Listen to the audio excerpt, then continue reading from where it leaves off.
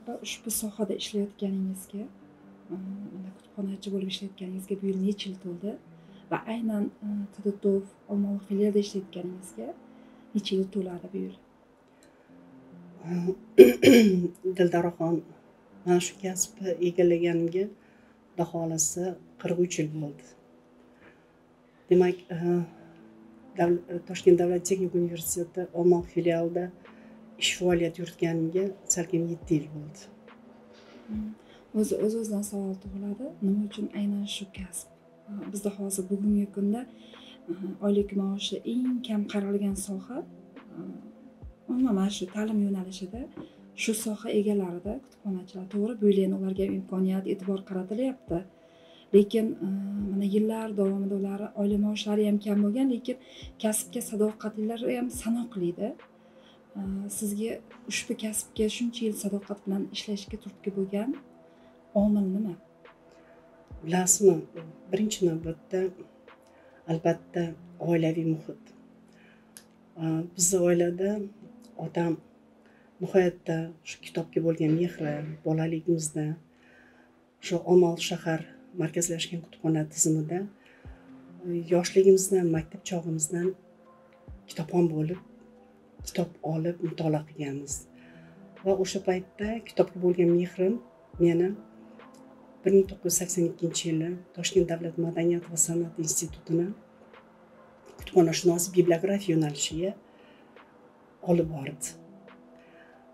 Xudo xohlasa, mana shu kasbni egallaganiga hech qachon armon ham qilmayman, afsus ham qilmayman. Sabab kutubxona bu nurxona. Kitobni mutolaa qilgan, kitob bilan hamnafas bo'lgan insondan hech qachon yomonlik chiqmaydi.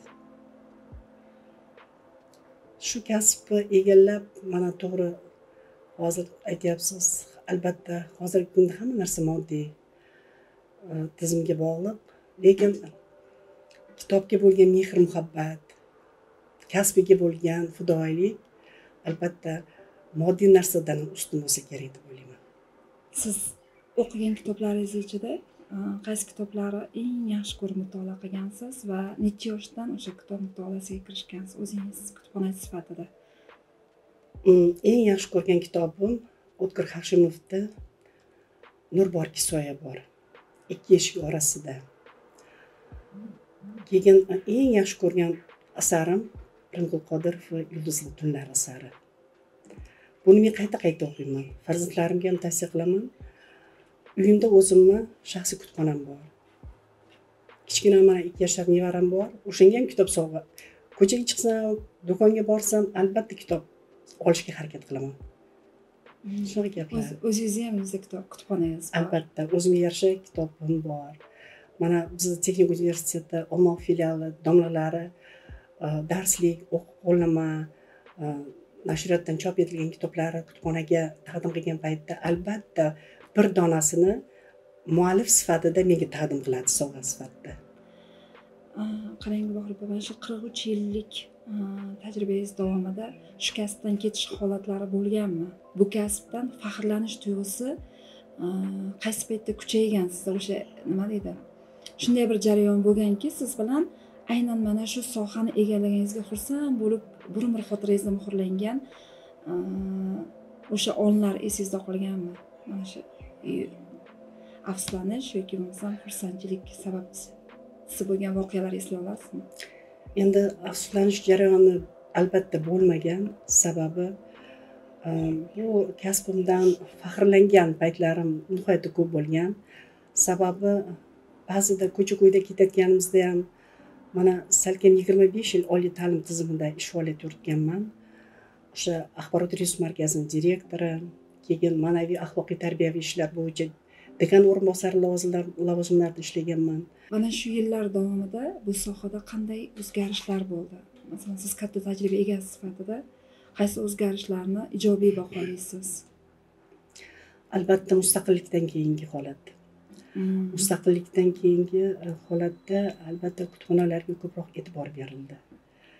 O'sha kitob mutolaasi, ayniqsa 2017-yili prezidentimiz tomonidan kitob mutolaasini chop etish, kitobxonlik madaniyatini oshirish degan farmoyishlar chiqqandan keyingina kutubxonadagi kitobxonlarga bo'lgan munosabat, o'sha hozirgi kunda kitobxonlar o'qiydigan adabiyotlari ichidagi ma'nosi, mazmuni o'zgarganligi. Kutubxonachilarimiz tomonidan qanday tartibda olib borilyapti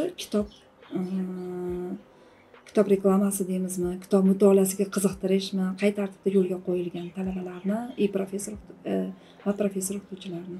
Bir yilda bir marta professor o'qituvchilar tomonidan yaratilgan o'quv qurilma, darslik, monografiya, badiiy adobiyotlari taqdimotini o'tkazamiz. O'sha taqdimot o'tkazgan paytda taqdimotimizda albatta o'sha kitob muallifi va shu bilan birgalikda o'sha soha yo'nalishidagi o'qiydigan talabalarni jalb qilamiz. Talabalar o'sha tadbirdan keyin o'sha kitoblarni so'rab keladi bizning kutubxonaga. Mana shu adabiyotda mana shu muallif tomonidan yaratilgan darslik yoki o'quv qurilma yoki badiiy adabiyot bormi, mavjud bo'lsa bizga yozib bering, biz mutolaa qilsak degan gap bo'ladi albatta.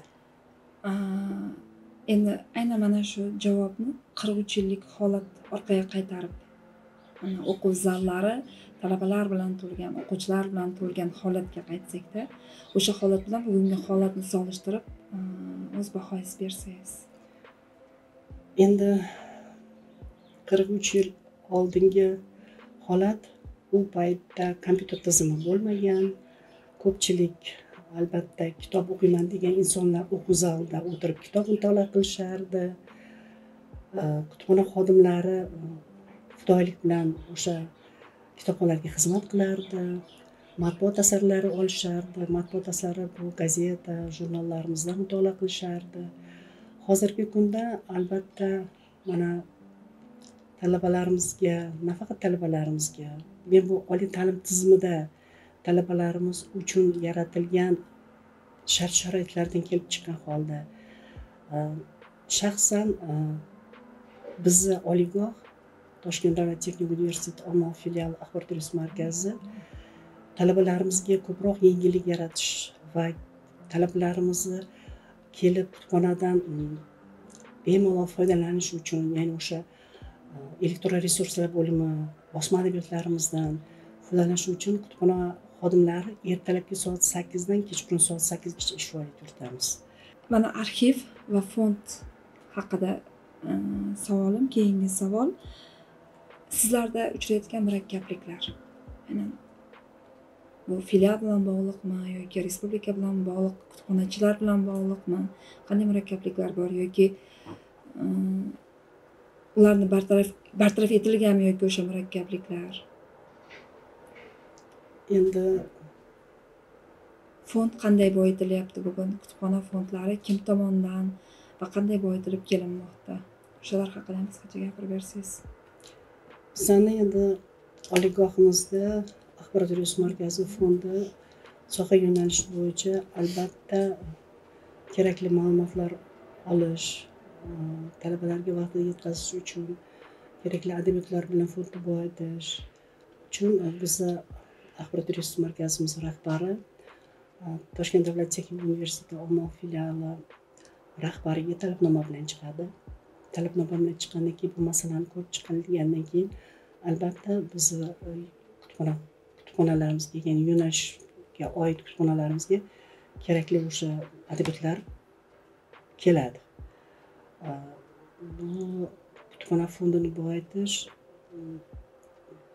shu bizni ish faoliyat yuritayotgan professor o'qituvchilar tomonidan, chunki nashriyotdan chop etib kutubxona fondiga ba'zi birlari sovg'a tariqasidan taqdim qilishadi. TDTOVdagi AREM jamoasi haqida, umuman jamoangiz haqida ham qisqacha gapirib o'tsangiz. Sizlarni birlashtirib turgan va bugun sizlar yagona AREM jamoasi sifatida faoliyat olib borasizlar-da. Men jamoangizga mehringiz qanday? Shu haqida qisqacha to'xtalib o'tsangiz. Endi AREM jamoasidagi barcha qizlarimiz hammasi madaniyatli, ma'naviyatli, mehr-oqibatli insonlar. Mana boshida aytgandek, bittasini opa deymiz, bittasini singlim deymiz, bittasini qizim deymiz. Endi bizni hammamizni bitta qilib birlashtirgan shu AREM bizni jamoamiz rahbari deb bilaman. Masfatxonni. Sabab rahbar mana oilada otani o'rni o'zgacha, onani o'rni o'zgacha. Bizni jamoamizda bizni rahbarimiz o'rni o'zgacha. Sabab rahbar ham, ya'ni biz bitta oilamiz.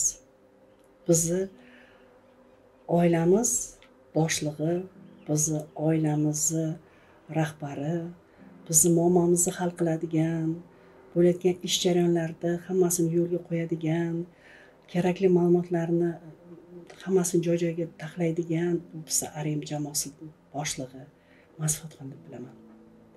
Rahbar qanday bo'lsa, jamoa ham xuddi shunday bo'ladi. Jamoada faqat ayollar bo'lgani uchun ham nima, lekin men yaqinda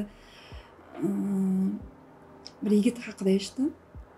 U ham kutubxonachi ekan va bugun o'zi kitobxon ham kutubxonachi lozimida ishlar ekanda. Agar sizlarga ham mana shunaqa kitobxon insonlardan, erkaklardan kutubxonachilikka kelishsa, saflaringizga qo'shgan bo'larmidlaringiz? Albatta.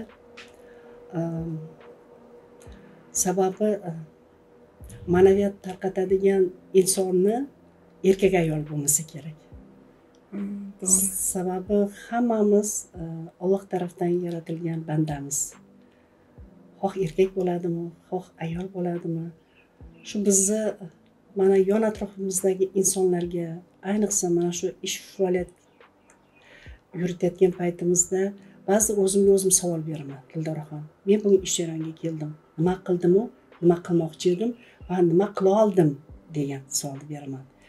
Agar o'sha ish faoliyatda talabalar ko'proq yordamim tegib, ko'proq o'sha so'ragan adabiyotlari bilan deylik xizmat qilib, o'sha adabiyotlarni tavsiya qilib yoki bo'lmasam elektron resurslar bo'limidan ularga kerakli ma'lumotni taxlab bersak, men o'zim o'sha kuni ishim unumli bo'ldi deb o'ylayman. Bir kunim bejiz o'tmadi deb o'ylayman. Hayotdagi orzuyingiz? Biz yashashda davom etamiz va orzularimiz ham shunga yarasha shakllanib boradi. Va sizni hozirgi eng katta orzuyingiz nima? Albatta, Dildoraxon, kesib kelganda men o'zimni baxtli ayolman deb bilaman.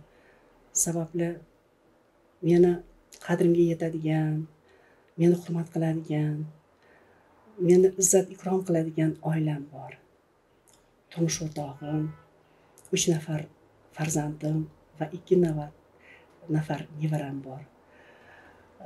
Endi har bir insonning o'ziga yarasha orzu havasi bo'ladi. Men bitta orzuyim shu, mana shuncha yil ish faoliyati yuritdim.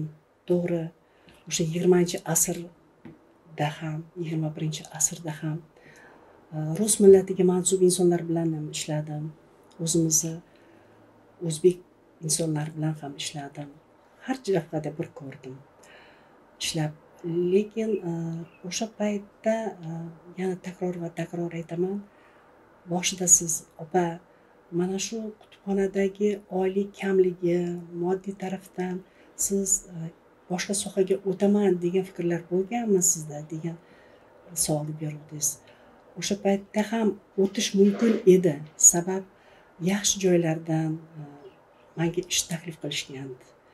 Ya'ni o'sha paytda hokimma birinchi o'rinbosari lavozimiga, Xotin-qizlar qo'mitasi birinchi o'rinbosari lavozimiga taklif qilishgan. Olmaliq shahar muzey rahbariga taklif qilishgan. Maktab direktori lavozimiga taklif qilishgan. Nima uchundir kitobga bo'lgan muhabbatim kutubxonadan keta olmadim, Dildoraxon. Endi orzuyim albatta shuncha yil ish faoliyati yuritganligim, mana shu kitobxona, nurxona deb kutubxonada yurganligim, shu kutubxona a'lochisi degan mukofot olish. Mana shu mening orzuyim. Ilohim orzuyingizga erishing.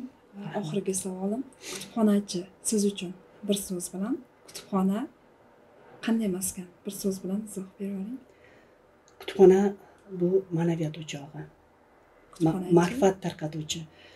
Kutubxonachi bu o'sha ma'rifatni kerakli kitobxonlarga yetkaza oladigan inson deb bilaman.